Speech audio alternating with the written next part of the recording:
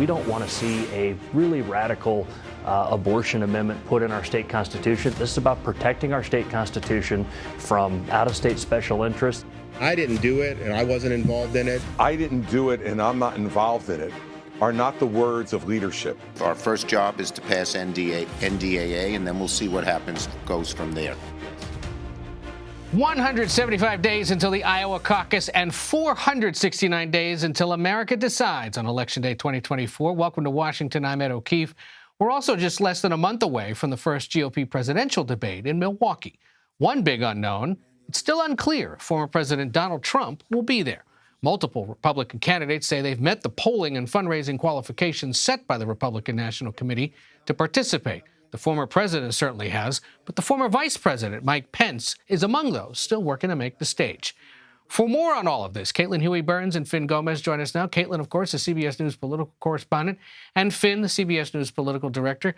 Good to see both of you. What's so exciting for those that watch this show and put it together is we finally have some numbers. We spend a lot of time ad nauseum talking about where this thing is headed. Right. We saw some polling over the weekend that suggests the current contours of this race.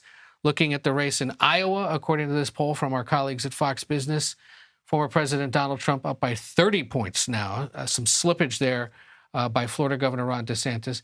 And then in the state of South Carolina, he's up by even more, trailed by the home state former Governor Nikki Haley, then Governor DeSantis, and then the state's junior Senator Tim Scott.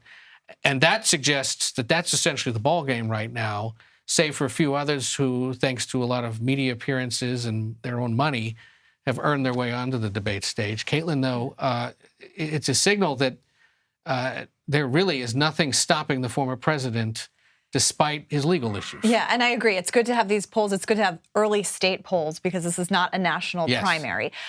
What was interesting to me, though, you mentioned the lack of movement, really. Donald Trump has maintained his lead over this field in these early states. And I was looking back to this time about 4 years ago when we were covering the Democratic primary, and you had Elizabeth Warren surging in the summer. You had volatility in the race. There was movement. There were candidates at the time trying to present themselves as the ones to take on Donald Trump and the alternative to Joe Biden at the time. So there was movement there. We're just not seeing that kind of movement. It is interesting to note, though, that Tim Scott is making some kind of play. What he's doing seems to be at least working to the way that they want to see it. And having seen him a couple of times now in Iowa, he is really gearing towards those voters who are evangelical-based. Faith is a huge part of his campaign. He walks around kind of sermon style. He doesn't take to the podium. He walks around the crowd and is trying to kind of master that retail politics that we all know works well in Iowa. Again, though, Donald Trump still maintaining this lead, and he knows it and is able to skip a lot of these traditional things that the other candidates really have to keep attending. Again, one of the reasons why it's so great to see the data is you had heard it from voters that Tim Scott was on their list.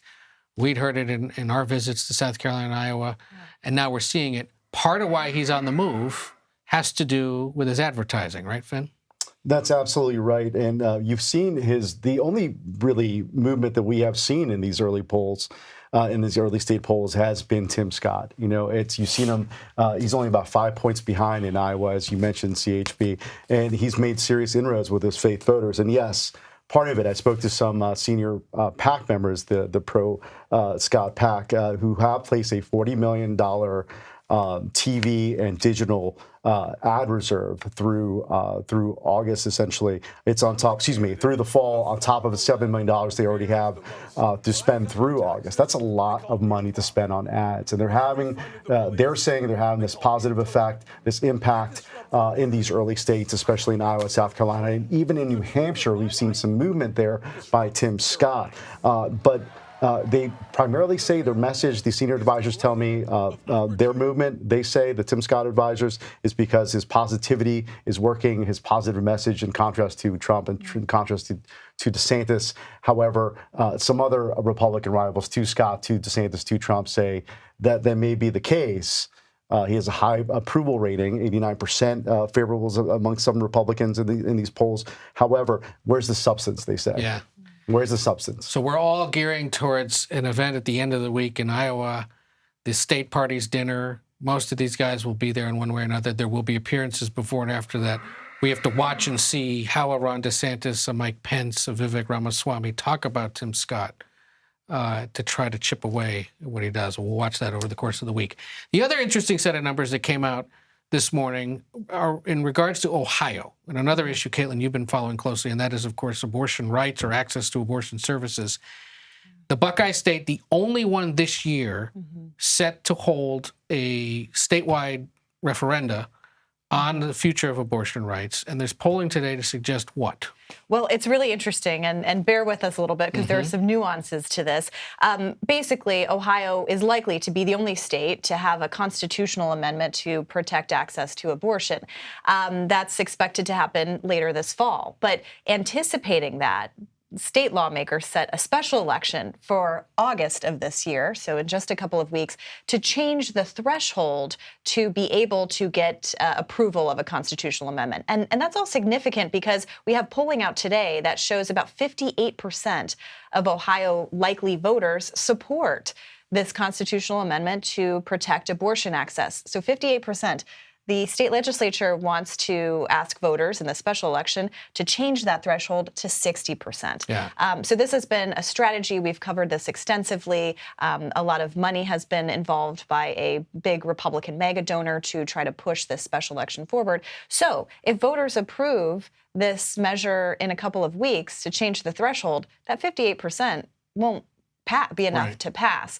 But if they do keep the rules in place, this Ohio test will be kind of a test for the next year about how this issue is a pretty potent one in American politics. We've seen that proven again, but especially in a state like Ohio, a very conservative state now, could be kind of a barometer as other groups are watching to see how this plays out. I mean, my goodness, if abortion rights are preserved in the ruby red state of Ohio, where can Republicans expect to play on this issue in a big state, you know, like a Wisconsin or a Michigan or a Georgia or an Arizona, where time after time we'll have seen voters say, no, leave those rights in place? And does it help, is it an opening perhaps for the Biden-Harris reelect in this state that, as you mentioned, has consistently gone red over the last few cycles and has become ruby red? Is this now an opening? Can they actually gain some ground there in the general election? So August 8th is the vote on whether to change the threshold for to be able to pass these amendments, right. So requiring 60% versus a simple majority. But then tomorrow, the Secretary of State has to verify whether or not the abortion thing actually gets on the ballot in November. Gets enough signatures, right. Yeah. So we'll watch that as well. Caitlin Huey-Burns and Finn Gomez, thank you both. We'll keep an eye on all those things and talk to you later in the week. Florida is facing intense scrutiny of changes to its Black history curriculum. A member of the State Senate Education Committee joins us to react to the changes next. You're streaming America Decides.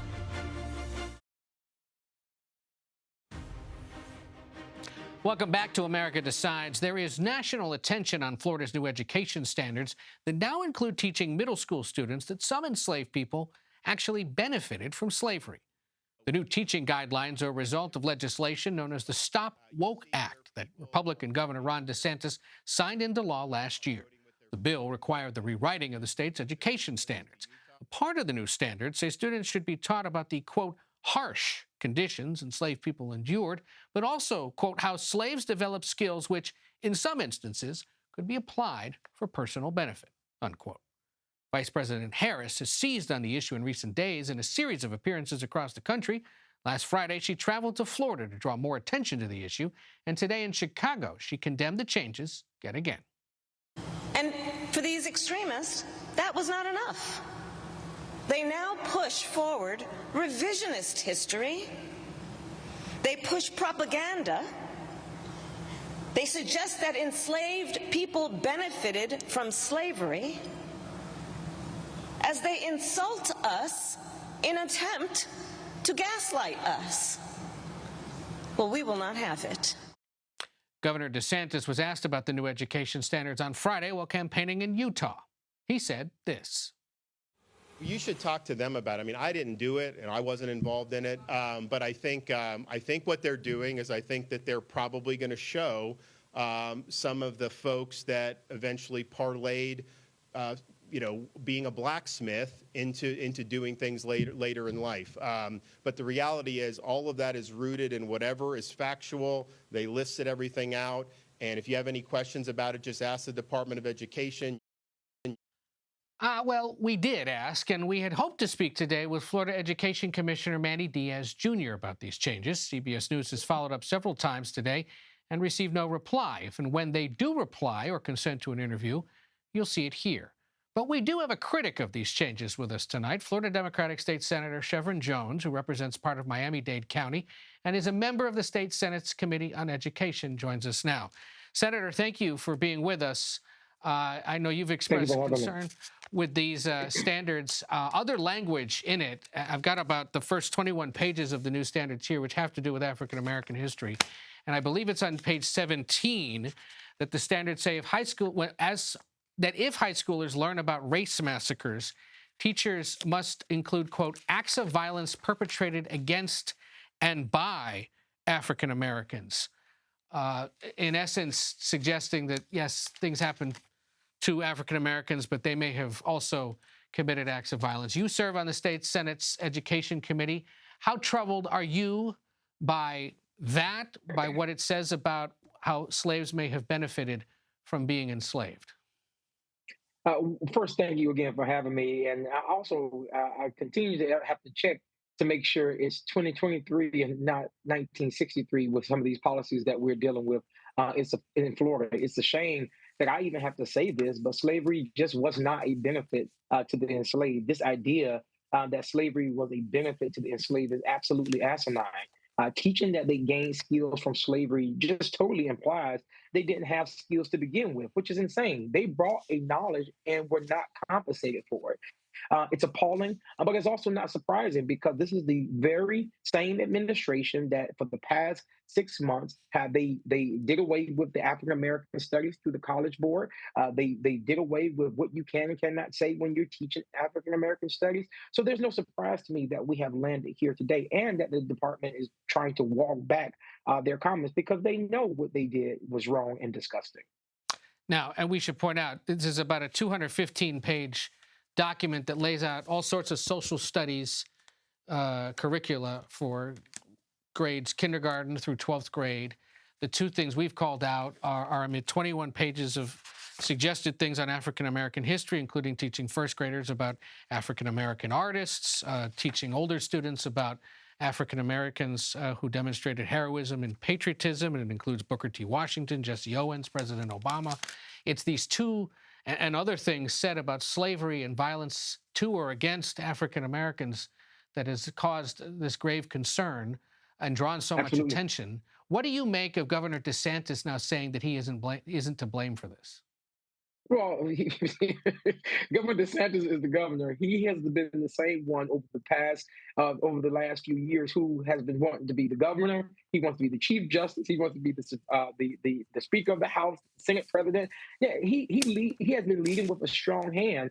So much so that the senators and the House members can't even operate as an independent body because everything goes through the governor's office. And this idea that they even use someone like the Booker T. Washington to justify, Booker T. Washington became successful later in life, long after their emancipation, in spite of their time as a slave. That wasn't because of it. And so this continued misrepresentation of who we are as African Americans, we run the risk of raising an entire generation of young people who do not know who they are, where they come from, and the truth about their history. That is the epitome of indoctrination. We mentioned we invited your state's education commissioner, Manny Diaz Jr., on and followed up several times with no reply. He did, though, defend the new standards. I want to play what he said and get your reaction on the other side. What we should be striving to do is provide our students with all of this information and let them formulate their own opinions. That is what true learning is. Your reaction to what he said? I used to be a teacher. I know what diversity of thought is, and I know what educational freedom is. When you're tying the hands of teachers and when you're trying to control the minds of children, that is not what he's trying to suggest, unfortunately.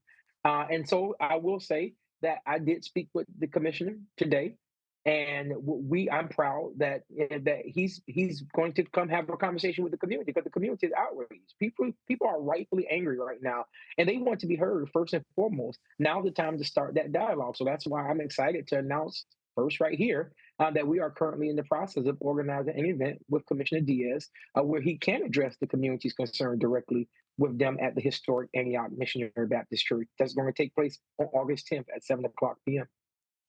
That's there in your district there in Miami-Dade? That's right. It's right in my district in Miami Gardens. Because listen, people are so frustrated right now, from the church community to individuals from in the lay community and abroad. Not just blacks are upset. People abroad are upset, because if you start coming for one group of people, who's next? And that's what we've been seeing with this administration. Every 6 months, it seems like there is something that we're fighting for while Governor DeSantis is running for president. And mind you, while all of this is happening, we're not discussing the real issues that we need to deal with. We're not discussing the fact that property insurance is astronomical here. We're not discussing the fact that the reading proficiency amongst our young people have not been addressed. We're not discussing the shortage of teachers. That's 6,000 plus of vacancies. None of that is being discussed. It's the culture wars that continue to suck the energy out of the room in Florida. So let me just follow up. You said you spoke with the commissioner today. Yeah. He agreed to come on August 10th, you said, to your district to talk about this. Did you get a sense that he's getting a lot of calls like this from other lawmakers across the state? I wouldn't be surprised that he's getting those same type of calls. I represent the largest black district in the state, and so rightfully so, it's important that he come address the community. Federal Education Department told CBS News today states set the education standards for their own schools, essentially signaling there's nothing that can be done at the federal level. Beyond having the commissioner come to your district there in Miami Gardens, what more could you and your colleagues in state government do to address these changes and the concerns of your constituents? You know what? I know that we are at a disadvantage when it comes to the numbers in the House and in the Senate. And so I know both leaders, Leader Fentress Driscoll and Leader Lauren Book in the Senate, are working to ensure that we create more of a balanced chamber that will allow for these things not just continue to be pushed down our throats during the legislative session. The only reason why the Republicans are in this position now in Florida is because they can. And so the slim majority that they have right now in the Senate, we're going to have to change that so we can hold them accountable for the things that's happening. But along with that, it's also engaging the community. The community are very outraged right now, but we're trying to show the community how they can take this outrage and turn it into action. Because we can't be so mad that we're going to do what needs to be done to bring about that change. I know that's what we're doing in our community. We're having a series of meetings that's happening to engage people back. So next time when election time comes next year, people know and they are clear on the agenda, and the people are truly fighting for them. And they'll know exactly who needs to be serving in the legislature and also locally. To be continued, Florida State Senator Chevron Jones, who represents Miami Gardens there, Miami-Dade County, Florida. Thank you so much for spending some time with us and for sharing that news of your plans to meet with the commissioner next month. Thank you, sir. Lawmakers will soon depart Washington for a month-long recess. We'll take you to Capitol Hill next, where members of both parties are racing to get things done before they leave town. You're streaming America Decides.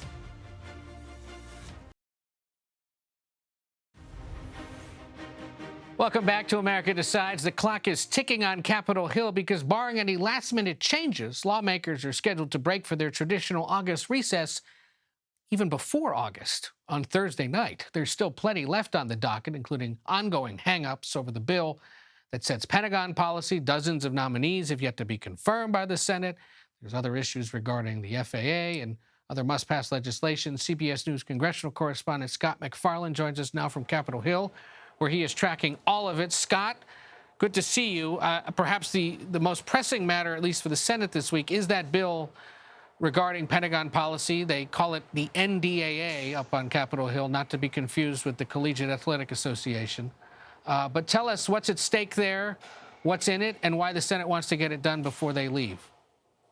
And nobody in human history, or very few people in human history, have ever used the phrase Man, this summer's just dragging. It's going so slow. Summers and summer vacations go by in a blink, which means the Senate's going to have to move on this so-called NDAA, National Defense Authorization.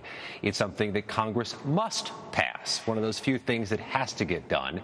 The U.S. House passed its bill earlier this summer, but they larded it up with some controversial language, including some restrictions on some abortion-related services for service members, and also they put in end dates to some diversity and inclusion programs. The Senate's not going to do that, Ed. They're going to put in more granular, practical legislation that can get bipartisan support, that can see an end date to the debate. I expect there to be debate this week over amendments to add funding for mammograms for service women, adding funding or adding language that would help preclude the U.S. from using Chinese-made drones. More bipartisan flavor to the Senate bill, but really them passing this week could be the least of the issues. First of all, there's an absence this week. Dick Durbin of Illinois is out of here with COVID-related symptoms or a COVID diagnosis. And Ed, the Senate and House have to get on the same page. And right now they're speaking different languages on something they both must agree on, and Ed, something they both must pass. Yeah. Do we have any sense if this week's floor debate on the bill is a way to end Alabama Senator Tommy Tuberville's ongoing hold or blockade, if you will, to at least slow down the confirmation of hundreds of military promotions? There's going to be an awful lot of talk about that this week. Spot on, Ed. But there's no end date. There's no off-ramp to what Tommy Tuberville is doing. And that's what his fellow Republicans are saying, that he has put himself in a blockade position, stopping the quick confirmation or quick Senate approval of these appointments and these military promotions. And he has told me in so many words, the only way he'll yield his position is if the Pentagon ends its policy to pay for travel and for time off for service members who seek to move out of state to get abortion services. There doesn't seem to be any middle ground, which means this week will not end the standoff, though this week will feature a lot of discussion and debate about the standoff. Right. And of course, that policy exists because of what happened with abortion policy, but no plans yet to hold an up or down vote on his proposal, right? And even then, he might still keep those holds in place. And he's insisting that it's the minority right he's utilizing. The only right the minority has in the Senate, according to Tommy Tuberville, is the ability to change things like this, to put a hold on confirmations, to put a hold on appointments, to put a hold on what the majority is trying to do. And to a degree, in a simple way, he's right about that. But it's also a message he's trying to send, Ed, that he is going to be firm on this. His opponents will say intransigent on this. He's not going to yield until the Pentagon does, and there's no indication that's going to happen, certainly not anytime soon. It's a reminder, senators do have the power to say no or to slow things down, and as he says, he's slowing it down, whether the rest of his colleagues like it or not. The other thing you track for us, of course, is the ongoing legal trouble for former President Donald Trump. It is a Monday. Remind us where things may head this week in the myriad cases facing him. If there's going to be an indictment here in Washington, D.C. on the special counsel's January 6th investigation, it could come as early as tomorrow, 1 p.m. Eastern time, when the grand jury is here in the courthouse. The January 6th grand jury tends to meet on Tuesdays and Thursdays, Ed, and the magistrate judge tends to sit at 1 p.m. Eastern time to hear his or her caseload. That's the soonest it could happen, but there's certainly no date on the calendar that's a date certain. There's no indictment that is certain. All we can say is the target letter that Trump acknowledged and announced and that we have confirmed is an indication a federal prosecution is likely, if not imminent. You want to measure this by days and weeks, not by months and years. So if you're one that's inclined to track this stuff closely, 1 p.m. Eastern Tuesday, mark your calendars, hit the refresh or tune in here, and we'll let you know what the judge decides if they're in court to do so. Scott McFarland on Capitol Hill, tracking all things Congress and Mr. Trump's legal issues. We thank you. That does it for today. You can stream America Decides Monday to Thursday at 5 p.m. Eastern. Thank you for streaming CBS News.